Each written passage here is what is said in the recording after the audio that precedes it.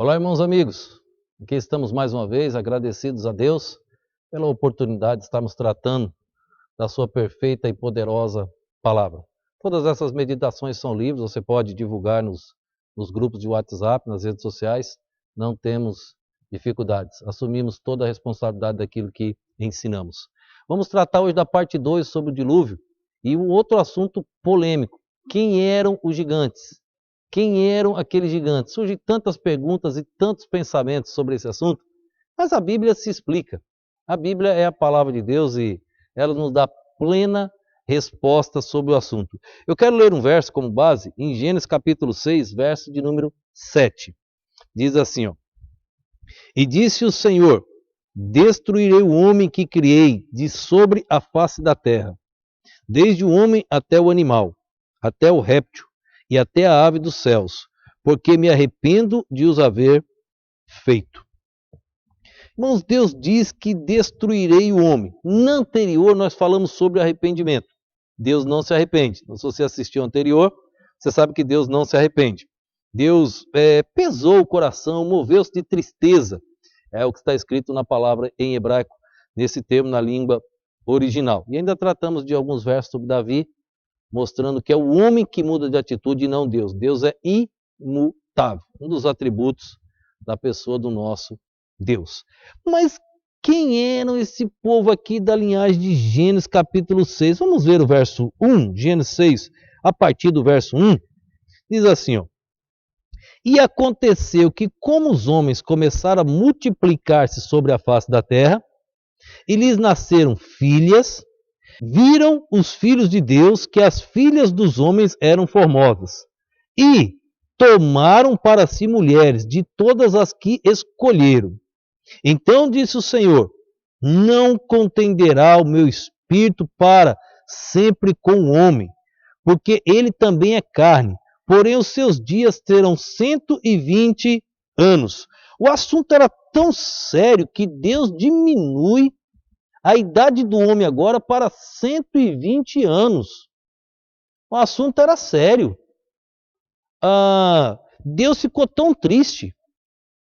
Nasceram filhas, e os filhos, aí que entra as explicações agora que eu vou tentar mostrar para vocês em alguns slides, para que você possa entender o que estava escrito ali, nos termos em hebraico. Aí está um grande problema. Nós precisamos de uma ajuda linguística aí, que senão nós não vamos definir esse acontecido. Mas você precisa lembrar do seguinte: Gênesis capítulo 4, genealogia de Caim. Gênesis capítulo 5, genealogia de Sete. De Sete vem o Senhor Jesus Cristo. Agora nós temos o quê? O dilúvio. Por que que Deus ficou tão irado? Houve uma mistura das genealogias. Houve uma mistura das sementes. E Deus não aceita. Vou mostrar esse slide, vou mostrar a explicação de algumas palavras que tem em Gênesis capítulo 6. Por questão de erros de tradução, fizeram uma confusão nos textos em português. Acompanha comigo aí no slide. Precisamos de uma ajuda linguística para entender melhor essa passagem. Essas informações não têm como objetivo dificultar o leitor, e sim o propósito de comprovar que o texto não fala sobre anjos, e sim sobre as sementes humanas da linhagem de Caim e de Sete. Primeira grande lição, irmãos. Na promessa de Deus de Gênesis 3,15, ele fala da semente da mulher, como já vimos até nas meditações anteriores. A semente da mulher, e nós vimos agora que essa semente da mulher seria um homem, seria sexo masculino. Então não tem uma terceira semente, aí está um perigo. Então ele fala aqui sobre, aí defende, existe essa interferência de anjos? Não. Isso é muito usado na mitologia grega, nos deuses, não tem na Bíblia. Isso é um ensino humano, isso é uma exegese muito perigosa. Foram acréscimos que foram feitos e a tradução do texto original não diz isso. Vamos ver. A linhagem de Caim 7. A primeira lição é sobre a palavra terra. No primeiro verso da Bíblia, Deus fala sobre a criação e a palavra que aparece ali é a Haaretz, a terra. No primeiro verso da Bíblia, irmãos, aparece uma palavra lá como Deus traduz por terra. Eretz. Essa é a palavra terra. Eretz significa globo terrestre. Todo planeta. Aqui, irmãos, a palavra que aparece em Gênesis 6, a primeira aparece uma palavra, depois aparece outra. Não é Eretz, é Adamá. Adamá significa do pó da terra.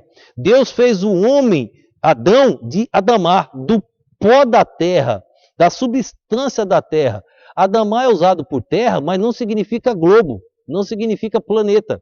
Eretz significa planeta. Então, primeira questão do jogo linguístico aqui. Duas palavras que aparecem de significados diferentes. Então, continuando. Eretz, a terra, tem um artigo aí na frente no hebraico. Os artigos no hebraico são colados junto com a palavra. Mas os vocábulos que aparecem em Gênesis 6 são Ha-Adamá, da terra. Aí nós temos preposições juntos aí. Ha-Adamá, da terra. Tentaremos explicar a diferença. Eretz, terra, igual a terra, de Gênesis 1, significa mundo. Gênesis 10, 32, 18. O globo terrestre. Já Adamá, que vem de Adamá, de Gênesis 6, significa pó, barro, material da criação humana. Vem da raiz Adã. Adamá, terra, vem da raiz Adã. Não vem da raiz de Eretz. Então veja, duas palavras traduzidas em português por terra, mas de significado bem distante um do outro. Então devemos tomar cuidado. Então aqui no texto aparecem duas palavras, Adã e Adamá, aqui no verso 6. Vamos continuar. O interessante, como Deus está falando sobre os seres humanos no contexto, e não anjos, o vocábulo usado para a terra é o mesmo usado para Adão. Mesma raiz. O contexto sempre ajuda a entender o texto. Ao observar os versos 4 e 5, notamos o vocábulo Eretz. Quando você vê o verso 4 e 5, você vê o vocábulo Eretz. Vou ler o verso 4 e o verso de número 5. Veja só o que diz, verso 4 e verso 5. Havia naqueles dias gigantes na terra. E também depois, quando os filhos, eu vou ler de Deus aqui, mas não é Deus a tradução, tá? Na minha tradução está assim. De Deus entraram as filhas dos homens, e delas geraram filhos. Estes eram os valentes que houve na antiguidade, os homens de fama. Verso 5. E viu o Senhor que a maldade do homem se multiplicava sobre a terra, e que toda a imaginação dos pensamentos de seu coração era continuamente. Ele está falando aqui de Eretz, globo, todo o planeta estava corrompido. Ele não usa a palavra Adamá. Interessante. Ao observar o verso 4 e 5, notamos que o vocábulo Eretz, terra, mundo, globo, irei comentar só um por enquanto. Olha o versículo agora. E o Eterno viu que era grande a maldade do homem na terra, e que todo impulso dos pensamentos do seu coração era exclusivamente mal todo dia. O 6, 5. Praticamente todos se contaminaram, só escapou Noé. Por isso o texto generalizado como mundo, não como Adamá, não como humano, não como ser criado. Então, uma diferença grande. Vamos continuar. Os gigantes estavam na terra naqueles dias, e também depois, quando conheceram estes filhos dos senhores, as filhas do homem, e lhes deram filhos. Estes foram os valentes que sempre houve, varões de renome. Aqui a tradução correta. Estes filhos dos senhores. Vou mostrar já já. Elohim, que não é traduzido por Deus. Não é Deus aqui. Na tradução apareceu filhos de Deus. Um erro de tradução que causou dúvida nas pessoas, muito triste.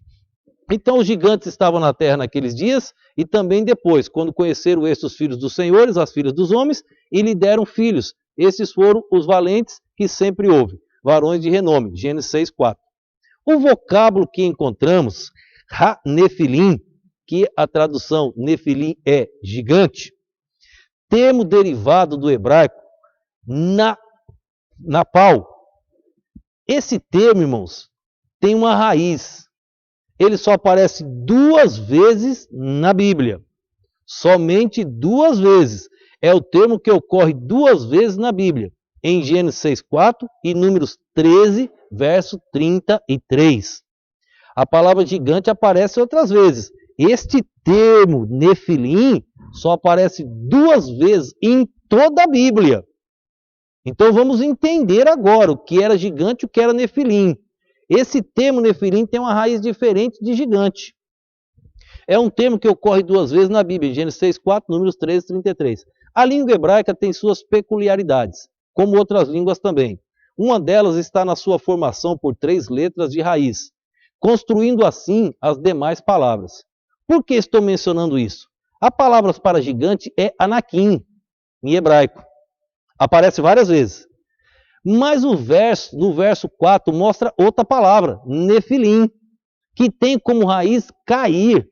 A raiz, cada palavra hebraica, ela tem uma raiz, irmãos. E nós precisamos pesquisar no dicionário qual é a raiz da palavra. Se você procura Ra, Nefilim, você não vai encontrar na Bíblia. Você tem que saber qual é a raiz da palavra. A palavra de Nefilim aqui vem da raiz cair. O que era, irmãos? Quem era esse povo? Aquele que ajudou cair. Nós acabamos de ver a geração de Caim, a geração de Sete. Nós acabamos de ver o pecado de Adão e Eva. Claro que os anos passaram aqui. Mas nós vimos o pecado de Adão e Eva, nós estamos no capítulo 6 da Bíblia. Só que nós estamos no capítulo 6, nós temos exatamente 1.600 anos. Chegou o dilúvio. Noé nasceu no ano 1056, o dilúvio aconteceu 600 anos depois, no ano 1656. Então veja, nós estamos em torno de 1.600 anos, mas estamos no 6º capítulo da Bíblia. O livro de Gênesis tem aproximadamente 2.500 anos. Mais do que a metade de todo o Velho Testamento. Só o livro de Gênesis. Então entenda que a gente precisa ter uma pesquisa mais profunda. Então, mas aquela palavra tem a raiz de cair, que significa, pelo comportamento, foram eles que ajudaram a cair o mundo. Ajuda alguma coisa a cair. Esse é o significado real de Nefilim. É isso que o contexto apresenta. Veja como tudo se encaixa na Bíblia. Deus estava triste com aquela geração caída, ao ponto de permitir um dilúvio sobre a terra. A raça inteira do planeta estava contaminada, por isso o vocábulo Eretz e não Adamá, terra, mundo, globo. Compreendes agora a diferença dos vocábulos? O registro fóssil da raça humana prova que os homens tinham naquela época uma estatura aproximadamente de 2,10 metros. Era comum essa estatura no ser humano. Menos que isso, era um anãozinho. Resumindo, os gigantes de Gênesis 6 eram uma raça comum na época, estatura. Era a mistura das sementes da linhagem de Caim e de Sete. O resultado desses casamentos foi que a descendência de Sete foi reduzida pelas propostas de uma cultura depravada e sem fé em Deus. E sofreram a condenação que destruiu a espécie humana. Verso 6.2b, também é interessante. Tomaram para si mulheres de todas, veja a expressãozinha lá no meio do verso, de todas as que escolheram. Tomaram para si mulheres de todas as que escolheram. A expressão de todas, aparentemente supérflua, nos ensina que temos aqui um caso de perversão sexual, onde os homens, além de mulheres casadas, tomavam essas mulheres contra a vontade delas, de todas, contra a vontade delas. Foi neste contexto que Deus reduziu a idade do homem para 120 anos. Imagine, irmãos, o homem nessa depravação vivendo 900 anos. Aí Deus falou, não dá. Deus ficou triste, não se arrependeu porque Deus não erra. Mas Deus entristeceu-se. Deus está triste com a geração atual. Uma geração corrupta, uma geração que não quer Deus, uma geração que nega os princípios, uma geração que fez do que era certo hoje é errado, e o que era errado hoje é certo. Estamos vendo uma geração assim, muito triste, inversão de valores, horrível. Então isso estava acontecendo no período do dilúvio. Vou repetir o primeiro verso da Bíblia. Bereshit bara Elohim. Agora eu vou explicar Deus, que a tradução veio como Deus na Bíblia é senhores, tá? Príncipe, pessoas importantes. No princípio criou Deus, verso 1. Encontramos a primeira expressão do vocábulo Deus, Elohim. Então tá lá, Bereshit bara Elohim. São as 3 primeiras palavras do hebraico, as 3 primeiras palavras do livro de Gênesis. O mesmo vocábulo usado em Gênesis 6, 2 e 4. Só que em Gênesis 6, 3 e 5, nesse mesmo contexto, Gênesis 6, verso 2 e o verso 4, aparece Elohim, Deus. E no verso 3, 5 e 6, aparece Deus também. Só que a palavra no hebraico não é Elohim. Então, irmãos, o verso 2 e o 4 não pode ser traduzido por Deus. O verso 3, 5 e 6, sim, aparece o tetagrama. O tetagrama nunca muda. O Yud, o Re, o Vav e o Re. Essas 4 letras chamam-se o tetagrama. É o nome Deus. Nunca muda. Coloquei no slide. Nunca muda. Não, está aí nesse slide aí.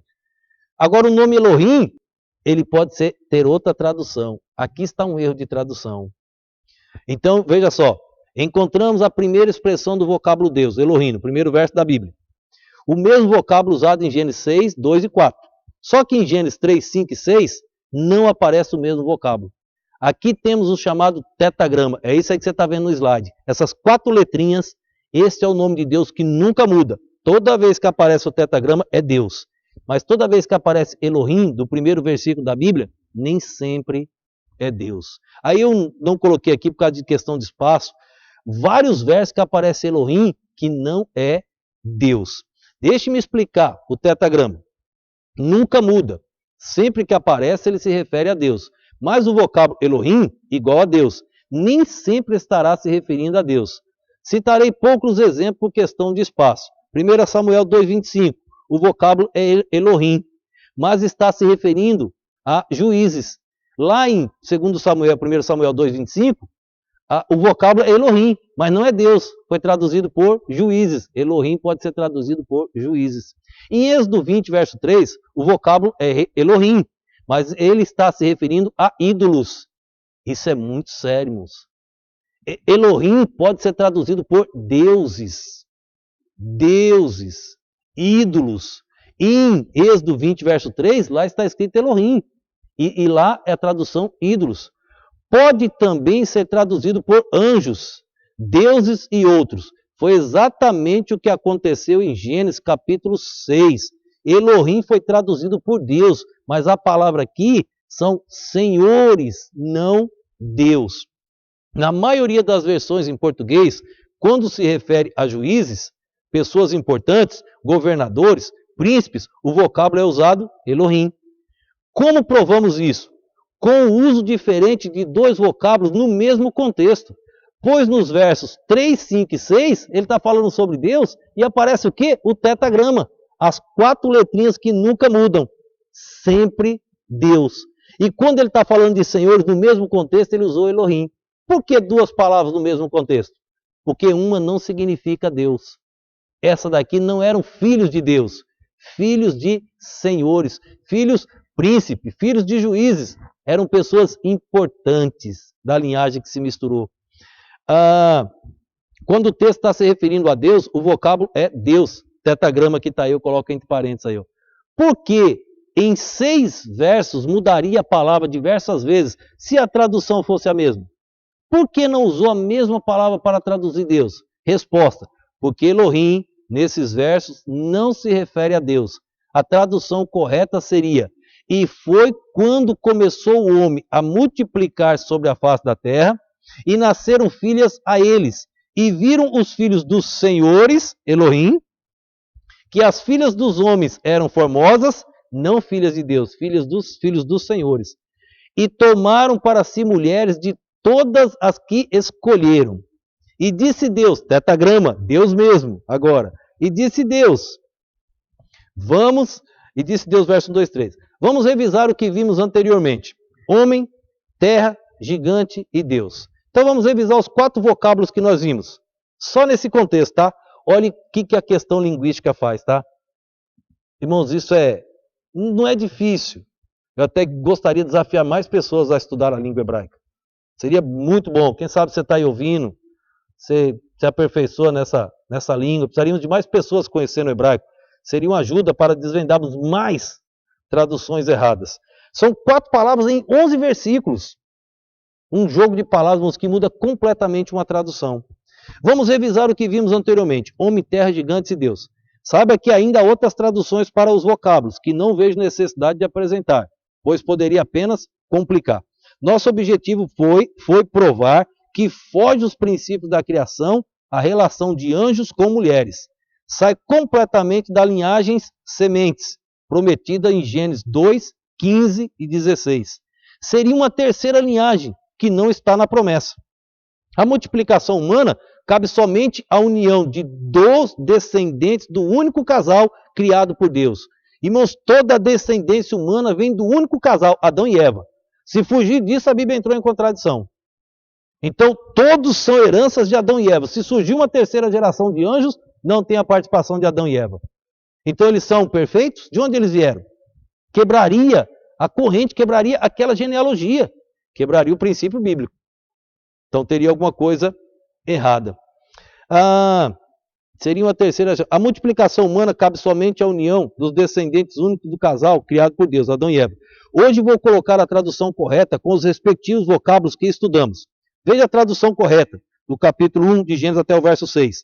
E foi quando começou o homem, Hadamá, a multiplicar-se sobre a face da terra. Ele usa agora o homem como Hadamá, da terra, de Adão. Terra, pó, barro. E nasceram filhas a eles. E viram os filhos dos senhores, Elohim, não Deus, senhores, juiz, príncipes, que as filhas do homem eram formosas. E tomaram para si mulheres de todas as que escolheram. E disse Deus, tetagrama, só Deus mesmo agora, não pode ser traduzido por juízo, por senhores. Não lutará comigo o meu espírito por causa do homem, para sempre, porque também ele é carne. E serão os seus dias 120 anos.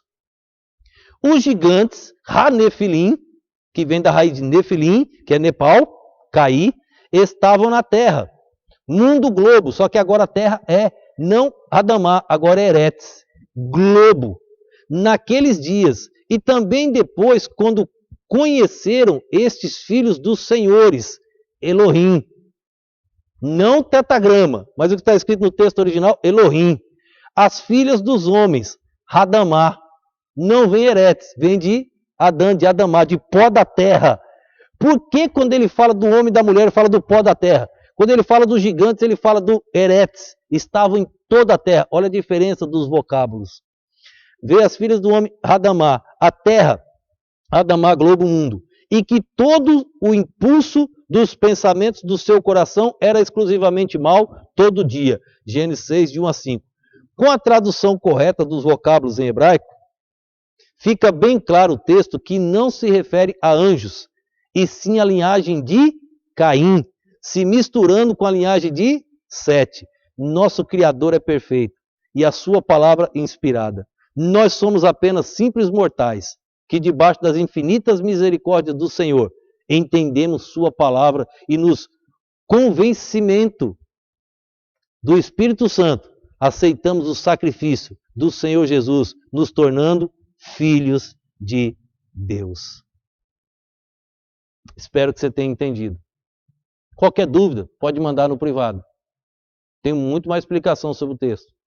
Qualquer dúvida, a gente pega o texto completo em hebraico. Você vai ver a grande diferença. Mas a palavra de Deus é perfeita. O que existe erro são traduções, tá? O que existe erro é humano. Deus não se arrepende, como vimos no anterior, como vimos hoje no texto.